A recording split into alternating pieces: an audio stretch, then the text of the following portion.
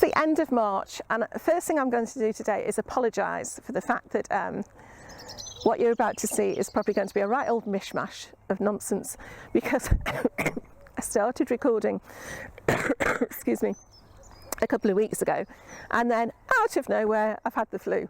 So I can't really remember what I started filming, but I've finished it today, or I've finished doing bits and bobs today. So I'm going to put it all together and we'll see what happens when I get home and see what I've recorded.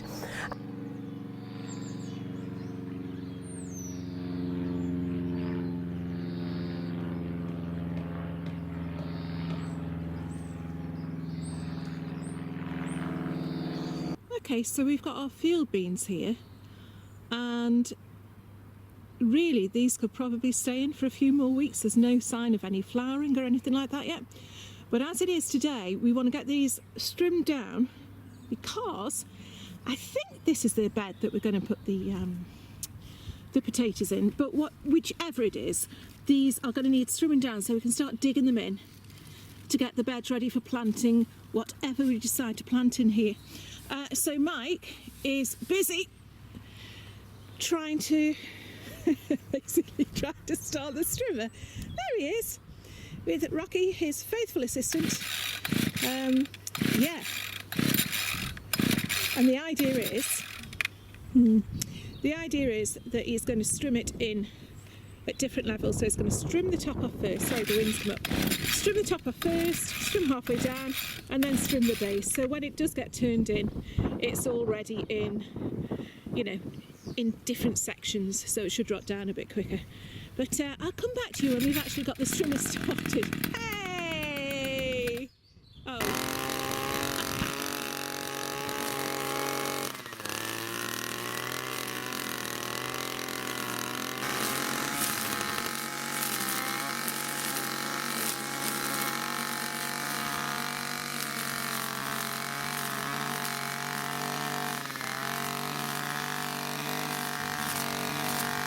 Okay, so you can see that the poor field beans are no more. And actually when you chop them down, it doesn't look like there's very much to dig in. But I'm just going to have a little circle down here and see. It's always difficult holding the blooming camera. And see, look, that, ignore that bit, pretend that bit's not there. Woohoo! If we have a look at the roots as well, we'll see what's going on underneath. Probably just chop right through them, but you've got to think, yeah, it's not just the leaves that are going to add the organic matter, but they're going to, oh look, that's a perfect example of the nodules that, I know someone will correct me here, but they help to fix nitrogen in the soil. And if I had my wits about me and I'd thought about it, I would have remembered what the process is called and what the actual nodules are called. But all of that, so it's not just that top green leafy bit, although that will rot down beautifully, but this bit as well is all going to get dug back into the soil and really help improve the condition. So I think really I'm very, very pleased with this. I think it's worked well, and I've got to tell you, as it was being strimmed, the smell of broad beans was absolutely quite overwhelming. It's really, really lovely. Yeah, so pleased with that. Now, Stage 2. Stage 2. It's the, oh no, what's this? The winter rye. Winter tares, are the tares? I don't know. Winter tares. Winter tares rye mix. But yeah, same thing again. And there we go. Smells fantastic.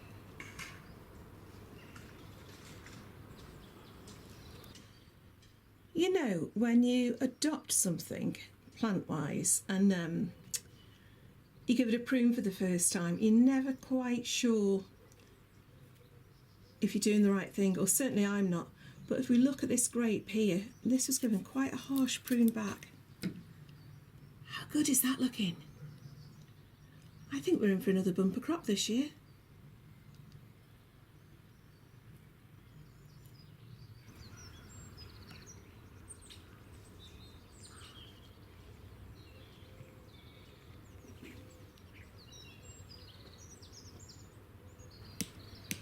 Now, if you remember, we had our beautiful patch of narcissi coming up here. They've gone over now, but as they've gone over, they've left behind, or rather they've made way for these beautiful grape hyacinth. I mean, I don't know if you can tell how vibrant blue they are, but huge patch of those that have obviously developed over years. And then, and this was a beautiful surprise today, I keep saying beautiful, don't I? Look at this tulip. How perfect is that? Now, I know the camera's notorious for not picking up red very well, but I'm going to try and show you.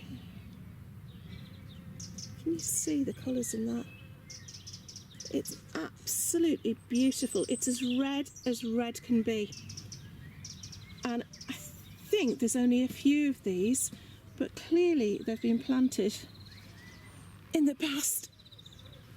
And these have kept going, because I know tulips can sort of, they don't divide and conquer in the same way as other things do, but look at the contrast between them and the blue. It's absolutely gorgeous. Also, I think all of these are, I think they're bluebells, but then what we've actually got here is this beautiful snake's head fritillary, and if I open it up very gently, you can see what a lovely pattern it is inside. It has like a checkerboard pattern, and they're like little lanterns, absolutely gorgeous. So they're an actual treat. So actually, you know what? I thought they smelled a bit garlicky then, but yeah, so again, another surprise. There's more there. So you can see they're obviously not as vigorous as the other plants because they haven't spread the same, but absolutely wonderful to come along and find something new.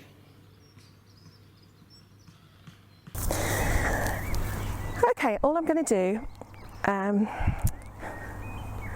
is excuse me, it's basically if you remember the bed of death that killed off all the broad beans, I'm going to use this now. I'm going to leave the broad beans, I don't know if they're in shot, but there's a couple of plants there that have still come, and there's what looks like an elephant garlic here.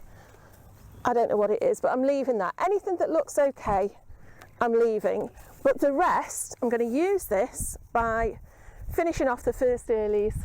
Now Mike's put a load of first earlies in the actual potato bed, which is yonder, but we have got some left over. We've got this variety here called Lady Crystal, which you know nothing at all about, other than it just says on the front of the packet Lady Crystal first early. So I'm going to put this away in my pocket so it doesn't blow off. And we've got 1, 2, 3, 4, 5, 6, 7, 8, 9, 10, 11, 12, 13, 14, 17, 20, 23 of those.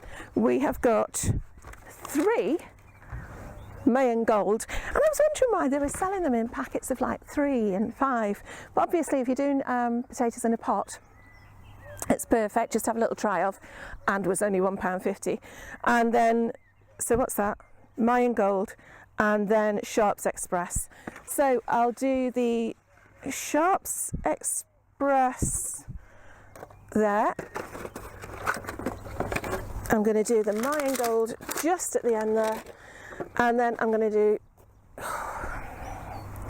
couple of rows of the Lady Crystal. So basically what I'm going to do here is find my trowel. Excuse me while I just crawl across there. Found my trowel, pull up a weed on the way, that's it, and that's what I love about these beds, they're so easy to maintain like that. Right. Tip them on the floor, and all I'm going to do, and this might have you yelling at the screen, but that's fine, is just go as deep as I can and shove the potato in. That's all I'm doing. I'm not doing trenches, not doing anything fancy, not even using a bulb planter, which I know a lot of people do. But yeah, that is going to about that depth, which is what, 6 inches. And I'm going to put that in there, put the little tatty in, cover it up, done. So what I'm going to do first of all is place these where I'm going to put them, otherwise I'll forget where I've put the previous one and I'll have a big lump. So yeah, I'm going to get on with that, and basically they can just get on with their own stuff. I can earth them up, I've got the option to earth them up if I need to, but the fact that they're first earlies, I think these will be fine just done like that. So yeah, wish me luck as ever. Okay.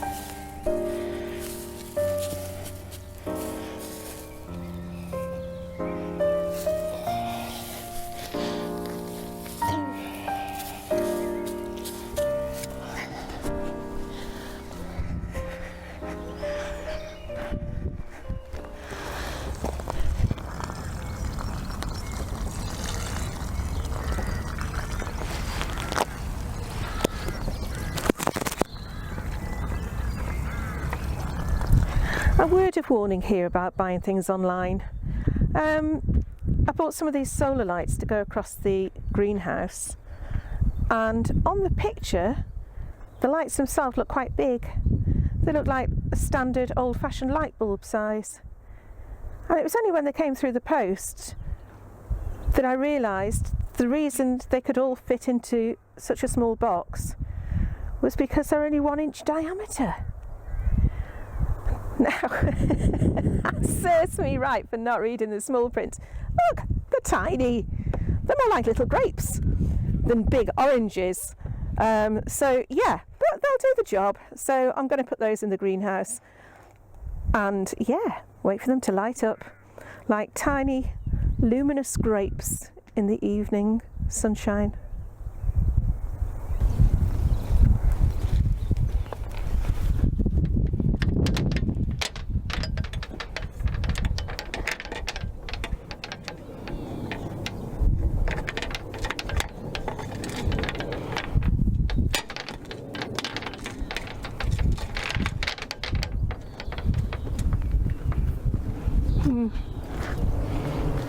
That'll do. Oh, there we go. I'm sitting on the potatoes. When we first took the plot on, I don't know if you remember, but the whole plot had been sprayed, and so it was very difficult to see what had been growing and what might still be alive. But we did seem to, I can't remember what made us think, there must have been a tiny bit of rhubarb left, or a rhubarb leaf or something up here, that made us think that when we split the rhubarb at the old plot, we bought a couple of chunks of, what would you call them, the rhizomes, brought them up with us, and they didn't look very healthy, but we shoved them in and they've taken, and they actually look really, really healthy. Now I can't remember which bit was already here, probably this bit. I don't know, is that bit bigger? But all the other little bits have taken as well. So one thing's for sure, we're not going to run short of rhubarb this year. I'm going to have to think of something else to do with it. And just for those of you who feel I may have massacred the apple tree in a pruning frenzy, I just want to show you that actually it is coming forth with so many buds, and if we have a little looky here, these are turning into absolutely gorgeous lush green growth. So hopefully we will have apples after all. Okay, as I'm sure you can probably tell by now, I'm not at the allotment anymore. I've filmed this bit 3 times, and each time the camera has decided to outfox me. There's something wrong with my card setup, I don't know what it is, so I've given up. I've come home and I've got myself nice and comfortable in the summer house with the horse. So yeah, it's a strange video once again. I think the fact I say that it's a strange video every time sort of means that maybe they're my normal videos. Maybe I've just got to accept that strange for me is normal. It's been said many a time. Anyway, what I did want to say was, and I've banged on about this so many times before, is I really thought this year, with the amount of planning that we'd done pre-winter, that we'd be up and running first week in March, would be ahead of the game, if you like, with regard to sowing and planting up and all that sort of thing, and all the infrastructure at the plot would be done. And then 2 weeks ago I was knocked sideways with this flu, and it has taken a good 2 weeks to get through. And what that means is I've been watching everybody else going ahead with stuff, because this is the time of year, obviously, in the UK when we're really planning everything. I hope he's not sitting on my mic. And yeah, I just haven't been able to do anything. And so now I feel a little bit like I'm behind again now, because I've missed that 2 weeks. But I'm not panicking too much, because I'm being really easy on myself. Everything that needs sowing, I've halved, whereas I've got a list as long as my arm as to everything that actually needs sowing. I've halved that list by telling myself I'm just going to plant half of it direct. That was the door knocking onto the tripod with a sudden gust of wind. Sorry. Yeah, so things like my corn, my beans, my peas, carrots, parsnips, that sort of thing, they're all going to get planted direct. And the other things, that sort of halves my list. I've still got time to put in things like my herbs and flowers and sweet peas and things like that. So I'm going, it's happening again. It's like we never quite know what's going to happen next. So I'm being easy on myself and not panicking too much about the fact I haven't got as much planned as I thought I'd do. I haven't got as much sown. I have sown my tomatoes. I did all these a few weeks ago. Tomatoes, chilies, leeks, onions and peppers. They're all currently sitting on the windowsill, and they've taken beautifully. And what's happening now with them, they're all ready to be repotted, so I can be getting on with them and know that I've still got plenty of time to do stuff. So yeah, pleased with that. Other thing, oh yes, just over a week ago I think, Vivi tagged me in a tag which is basically where you are asked to name your five top seeds that you would not be without, your favourite seeds, what you would recommend to other people to grow. And so it's really good actually, these sort of tags, when they come along, they really do focus your mind. Unfortunately, I've had a lot of time to just sit there and, you know, think things over. What happened immediately was, as soon as I saw Vivi's video, I realised that she was choosing exactly the same things that I would have chosen, and you start to think, no, what can I choose now? But actually, what I'm going to do, I'm choosing some of the same things, but there'll be different varieties. So for example, my first choice, my absolute seed of choice, is the Borlotti bean. If I only had room to grow, oh watch out, if I only had room, my mic. There we go. If I only had room to do one bean, I would grow the Borlotti bean, because it stores fantastically well.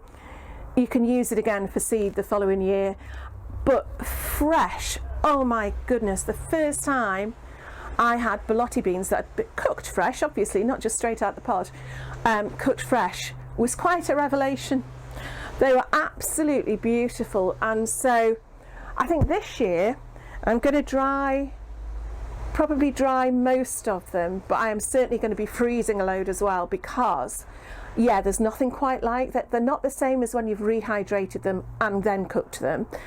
When you've frozen them green, if you like, they're just delicious. So if you're going to grow any bean at all, go for Bellotti. That's my thing anyway.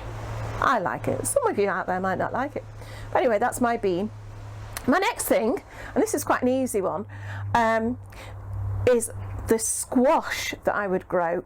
Again, we're very, very lucky. We were lucky at the last plot actually, but here we've certainly got space to grow a good few varieties of squash. But the one, it's been a nuisance, the one that I would recommend, if you could only got space for one, is the Crown Prince. And partly that is aesthetics. It just looks beautiful. It's got, if you don't know what it looks like, it's almost like a pearlescent greeny, bluey, grey colour on the outside, on the skin. What do you call it? Would you call it the rind, the skin? Anyway, but then when you cut inside, the depth of the colour is only matched by the depth of the flavour. It's this beautiful, deep orange, contrasts beautifully with the outside, but the depth of flavour, again, it's difficult to explain. I know a lot of people grow butternuts. I've never been too successful with butternut, and you can get butternut from the shops, and yeah, it's nice and you can cook it all different ways, but this is something that it's just different again, and it's not something you could just go along and buy from your shop, not at the local supermarkets anyway. So well worth growing just for that depth of flavour. Yeah, Crown Prince. Third thing, and this will be a flower. Now, had Vivi not already mentioned the mighty calendula, it would have been calendula, because every garden should have some, and even if you've only got a little pot, stick some calendula in. They're beautiful. But Vivi got it. Oh, Vivi. So, I'm only joking, Vivi. The other thing I would grow, and I've grown every year, is cosmos, purely because it is so easy to grow. It gives and gives and gives. The more you pick, the more it flowers, and it's just beautiful. I'm constantly throughout the summer picking it and taking it home, and you can bulk out other flowers with it. The bees love it. It's just a really lovely thing to have in your garden. So that would be my flower of choice. So I've got my Bellotti, my Crown Prince. This is like one of those I went to market games. My Bellotti, my Crown Prince, my Cosmos. Oh, and my fourth one is going to be a tomato. Again, as soon as I got a greenhouse at the old plot, the first thing I wanted to do was grow tomatoes, try and grow tomatoes successfully. And yeah, they've been okay. We've had okay crops the last few years. Not as big as some people's crops, I must say. So this year I've got high expectations, because we have been gifted some Amish paste seeds from the lovely Richard and Paul. Now, they grew Amish paste last year, and maybe the year before as well, I'm not sure, and they have gone on and on and on and on about how fantastic it is. So they have merrily spread their seed. Oh, that sounds bad. They have merrily sent, oh no, they have sent their seed all over the UK. I'm sorry, Richard and Paul. And in it, various different corners, maybe abroad as well, I don't know, various different corners of the UK. Richard and Paul seeds will be sprouting up as we speak. And apparently I think they're a plum tomato, but meant to be very, very fleshy, very delicious, and really good for cooking with. So I am looking forward to them, and I am expecting great things. And if they're not the best tomato ever, Richard and Paul, you're going to have a lot of answering to do. So yeah, so that's trying something different from someone else. So yeah, going for a seed that someone else has recommended. That's my Amish paste. And the fifth seed, it's quite difficult to think of a fifth one, but I'm going to have to go with sweet corn. Again, as soon as we got our last plot, we had a little area especially for sweet corn, and it was the first time I'd ever grown it. And I know some people don't like it, but the flavour of sweet corn when you have picked it straight from the plant, it's divine. I mean, I like sweet corn anyway, and I've always liked sweet corn you can get from shops, boiled up with a little bit of butter on. Yeah, that's nice. But this is different again. You can't buy it in the shops like this because it's so fresh. This corn that you get yourself and that you pick yourself, you pick it on the day of eating.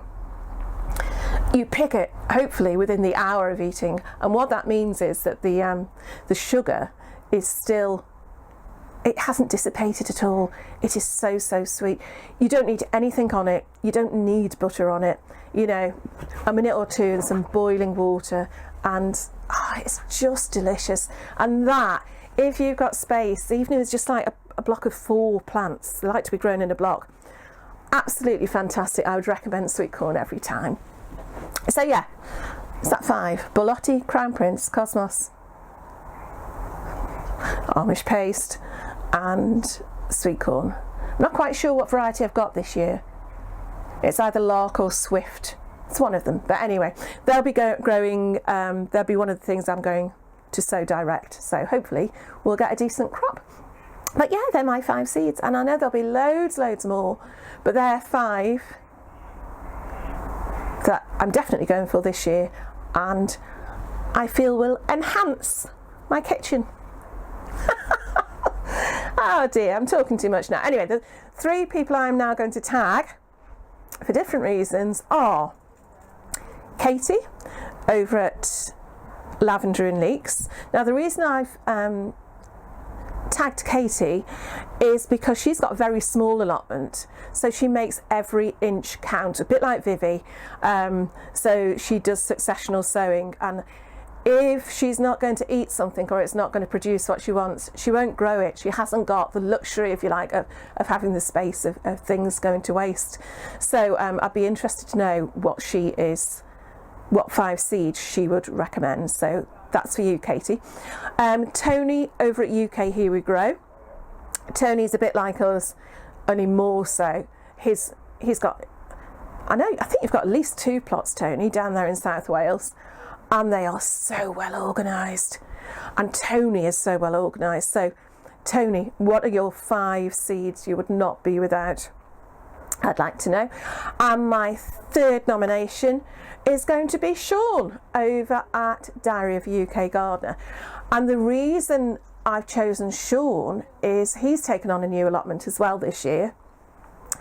And this is good. I know, a bit like us, it's just been a blank canvas. So this is giving him the opportunity to try some new things, stick with some old things. Again, just if he's going to try new things, Sean, I would just like to know the reason why you're maybe going to change what you're going to grow. I know for one thing, I know you're not going to be doing the shark fin melon again. That was trial and error for you. But you know, I know that Sean is willing to give something a go, and it would just be interesting to see what he's going to grow at his new allotment. So they're my top 3. Might have already been tagged, might have already been done a video, and if so, I apologise. Yeah, I've got lots of catching up to do. So anyway, so that's it. Oh, and before I go, I've bored Rocky to bits. Look, he's going to sit on his off again now. And before I go, I would like to say a huge thank you. I know my last video, I was almost up to 3,000 subscribers. And within about a few days, I know a few people did a shout out for me, which was absolutely wonderful. Thank you so much. But we managed to tip over 3,000, the 3,000 mark. And that, you know, I always say it doesn't really matter, but it is lovely to know that you're there. And we've actually got another 100 on top of that now, so things are rising. And what that does to me is it kicks me up the backside and says, Jane, you really need to go out there and do more videos and try and get yourself organised so your card's not going to explode halfway through filming, etc. So fingers crossed, next time you'll get another video, everything will go to plan, and there might be some sort of semblance of order to it. But I hope you've enjoyed this one. Sorry it's a bit of a mash-mash, or a mishmash, or a mush-mash, or a mush. It's time for me to go. My voice is just about held out. I hope you're having a lovely start to the season wherever you are, and I'll speak to you again very soon. Okay, thank you.